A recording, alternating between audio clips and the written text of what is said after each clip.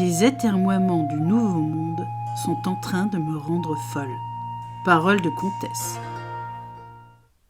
Il fallait donc me ménager à ce point-là, depuis plus de 10 mois, pour me dire que ma période d'attente du renouveau allait durer aussi longtemps.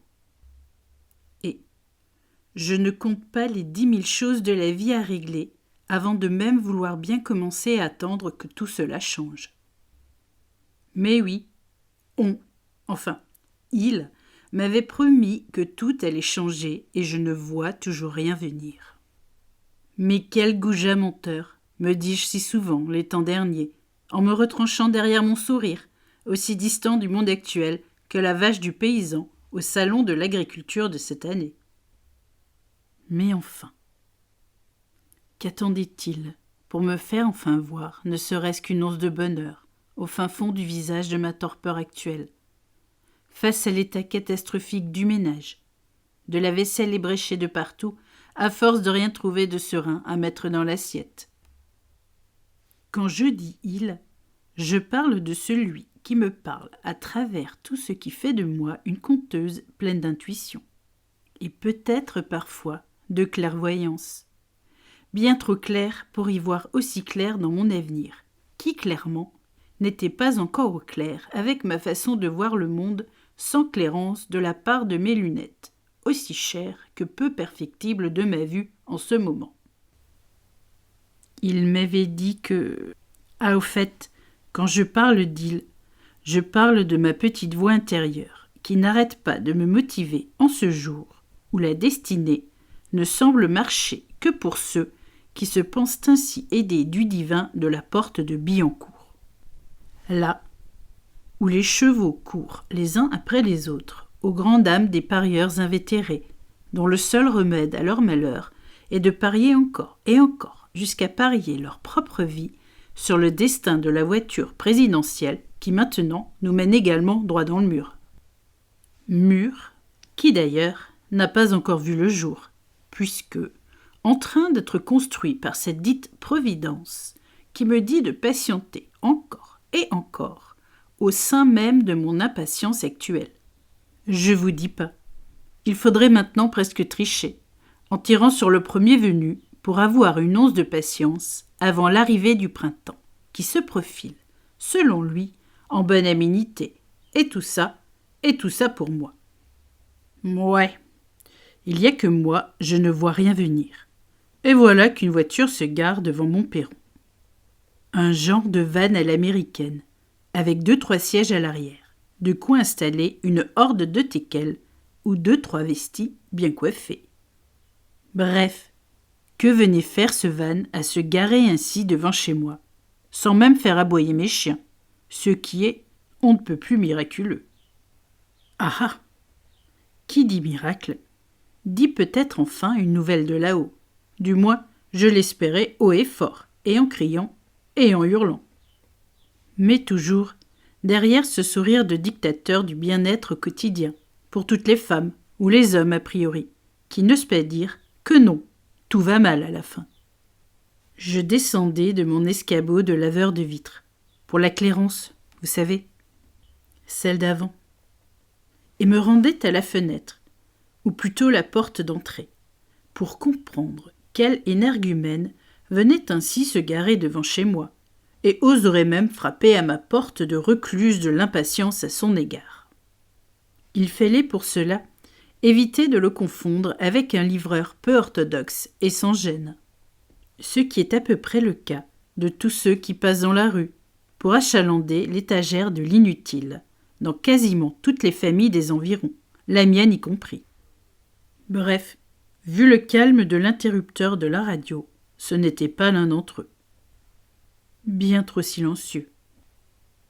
Il n'était donc pas nécessaire de craindre l'erreur de destinataire, car je n'avais rien commandé de précieux ou d'inutile depuis bien trop longtemps à la vue de ce qui achalandait mes étagères à présent. Car, à part le néant et mon impatience, il n'y avait plus rien d'autre pour vaquer à mes heures perdues d'humain sans sens des réalités, à présent que la réalité me prenait les tripes, à chaque instant de solitude dans le néant de la torpeur du mental. Si prompt à me donner des envies de suicide, lorsque l'impatience devenait forte, beaucoup trop forte, pour être contenue par ma petite voix intérieure. Mais que dire de ce type, qui tenait en ses mains une sorte de message codé, à l'inverse de ma torpeur, qui, elle, ne codait plus que les unités d'insuline du renouveau qui tardaient tant pour moi. Mais, si je n'ouvrais pas la porte, je ne saurais pas vraiment ce qu'il me livrait à moi, la comtesse d'un autre temps, celui qui n'arrivait pas encore, en fait. « Bonjour, madame. Je suis Gabriel, le livreur du quartier des Invalides de la Parole actuelle. » Ouais. Il se fout de moi, ce con, à me dire qu'il s'appelle Gabriel, comme l'archange qui livre des messages et autres incongruités comme des bébés parfois. Enfin, à ce qu'on m'a dit. « Madame, je vous parle. »« Oui, je vous entends. » Je réfléchis si je dois vous ouvrir ou non. Parce que là, l'histoire du Gabriel, ça me fout un peu les chocottes. Ben oui. Imaginez-vous que votre destinée frappe enfin à la porte, et que ce n'est pas le bon messager qui vous l'apporte. Ben ouais. Je devais faire quoi, moi? Lui ouvrir pour ruiner mon impatience, ou rester derrière ma fenêtre de clairvoyance pour ne même plus le voir venir à la fin? Ouais, je tournais en rond, entre l'impatience et la surprise inattendue du jour. Mais que faire? D'un coup, je n'avais plus ni faim, ni soif, mais juste peur de la réponse, qui pouvait être non. Comment ça, non? Me dit enfin cette petite voix, qui ne m'avait pas prévenu de la tenue du livreur qui devait m'apporter cette bonne nouvelle. Serait-il pompier ou pyromane? Ben là, ni l'un ni l'autre.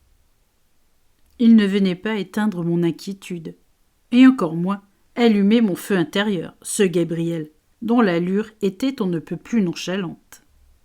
Voilà qu'il se mettait assis sur mon perron, en train de siroter un café, accompagné de 2 ou 3 croissants nature, il me semble. Mais bon, quand même, quel toupet! Alors, ma petite dame, vous le prenez le courrier ou pas? Parce que là, ça fait à peu près 3 mois que j'attends devant votre porte. Je commence à m'ennuyer, et mon café perd du goût, à chaque gorgée ainsi prise entre 2 averses sur votre maison de famille. Comment ça 3 mois? Il est fou ou quoi? Je viens seulement de le voir se garer avec son van, ou plutôt sa Mercedes grand format si je regarde bien. Regarde plus près, me dit encore ma voix intérieure. Ben oui, je regarde. Je regarde, mais rien de bien con. En fait, si. Il y avait écrit « Message Céleste » sur le van. Ah, Céleste, quoi. Carrément plus le moyen de rester discret de nos jours. Avoir la tête du voisin qui se demandait si j'avais commandé une berline ou un jet privé pour mes prochaines aventures sur Terre. Ben ni l'un ni l'autre. En fait, je ne savais pas trop à quoi m'attendre. Et là, il fallait peut-être l'ouvrir, ce courrier. Surtout s'il m'attend ainsi depuis plus de 3 mois. Je décidai d'ouvrir à ce Gabriel, a priori patient, si tout cela ne relevait pas du fameux Marcel Béliveau et de sa fameuse caméra cachée. Ah, les Canadiens, toujours à la pointe de la nouveauté. Déjà à l'époque, ils savaient sourire de tout, alors que maintenant, ils font la grimace, comme nous. Les pauvres, sous leur chapka, et la peur de devoir se faire à la nouvelle politique du port de la chaussette, comme leur Premier ministre. Bref, une petite aparté pour en revenir à Gabriel et ses chaussettes trouées à force de faire le pied de grue devant ma porte. Eh ben, c'est pas trop tôt. Je me demandais si ce jour allait enfin arriver. Mais enfin, monsieur Gabriel, je viens juste de vous voir arriver. Ben oui, c'est bien le problème. Vous êtes sans doute clairvoyante et tout ça, mais niveau aménagement pour la vue de près, ça laisse à désirer. Je suis venue en même temps que le Saint-Nicolas. J'étais accroché à l'arrière du traîneau. Faut regarder un peu plus loin que le bout de son nez parfois, chère comtesse. Oh là, ça va. Pas besoin de s'énerver. Fallait peut-être sonner un peu plus fort, et je vous aurais entendu arriver devant ma porte. Voire klaxonner avec votre véhicule de livraison spatio-temporelle a priori, puisque même pas le chien vous a vu arriver. Celui-là, il m'a vu depuis bien longtemps, et l'autre aussi. Mais à force de se faire engueuler parce qu'ils aboyaient pour rien, ils ont lâché l'histoire aux alentours de la Noël. Non mais sans rire, ils vous voyaient là tous les jours ? Ben oui. Même que le tondu du moment ne savait plus comment faire, pour ne pas que je le laisse ainsi sans caresse, à force de me passer devant, chaque matin et chaque soir en allant se coucher. Bon, j'ai ouvert maintenant. Alors, c'est quoi le sujet de la livraison du jour, ou plutôt du trimestre en cours ? Ah ben enfin, je peux rentrer ? Ou c'est interdit au Gabriel et à tous les messagers en fait, à force de me dire le postier à chaque facture à venir dans la boîte aux lettres. Non, entrez. Je vous attendais en fait, moi aussi. Venez vous asseoir auprès du chien. Il sera content de recevoir enfin une caresse, lui aussi. Gabriel s'installa, caressa le chien, et fit en sorte de ne plus avoir froid aux pieds, en empruntant un de ses plaids sans nom aussi, puisque, si je lui donne le mien, il est aussitôt occupé par la jante canine en retour. Je lui servis un thé à la menthe, ou plutôt, une sorte de breuvage mystique, qui se résumait à la fleur d'oranger du voisin, en proie à tous les doutes, lui aussi, en ces jours de grand froid sur son retour à la vie sur terre. Mais bon, cela sera une autre histoire, un peu plus homérique il me semble. Voici que Gabriel se mit à tousser, avant de m'énoncer sa missive céleste. Puisque c'est ainsi qu'il l'a définie lui-même, au travers du van et de ses ailes congestionnées par l'attente devant mon portail de comtesse, sans le sou et sans clairvoyance à ce sujet-là. Bon, chère madame, ou plutôt, devrais-je dire, cher émissaire de la paix, sous forme de contes et autres missives écrites, je vous annonce votre venue sur terre. Ben merci, ça j'étais au courant que je vivais sur terre. Mais que me voulait-il à la fin ? Un peu de patience, me dit-il ainsi, à froid, sans préparation de ma part. Non mais, il veut mon poing dans la figure, depuis le temps que je patiente et que lui, aussi à la fin, devant la porte, finalement. Bon, un point partout, match nul, je le laissais continuer. Non mais, sans déconner, Gabriel, ma patience est à bout, venez-en au fait. Donc, je saute les passages sur la destinée, le chemin de vie, l'arbre de vie, la passion pour les oiseaux non contraignants comme les moineaux, la vérité dans le salon, le courage du dieu des amours envers sa nouvelle vie et... Stop !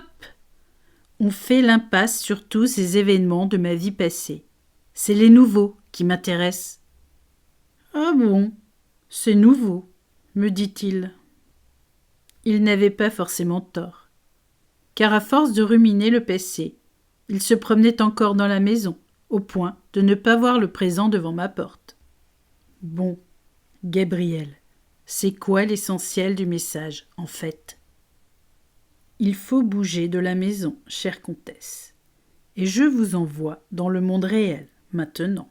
Prenez vos comptes sous le bras et venez me rejoindre dans ma maison d'édition parisienne pour ce faire. Quoi ? Voilà que le Céleste disposait d'une maison d'édition. Bien voilà autre chose.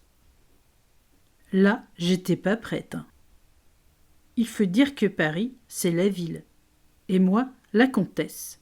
Je suis plutôt genre Marie Ingalls, aveugle et dans la prairie, à force de ne pas voir que quelqu'un se trouve à ma porte.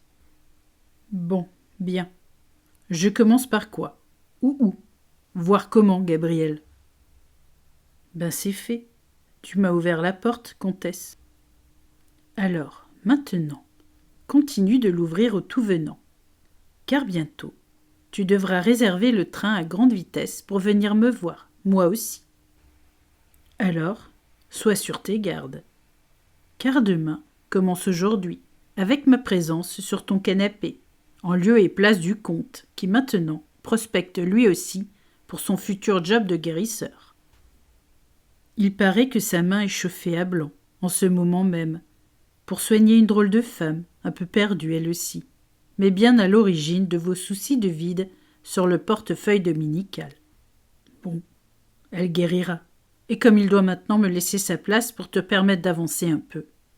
Alors en route, chère comtesse, venez, suivez-moi.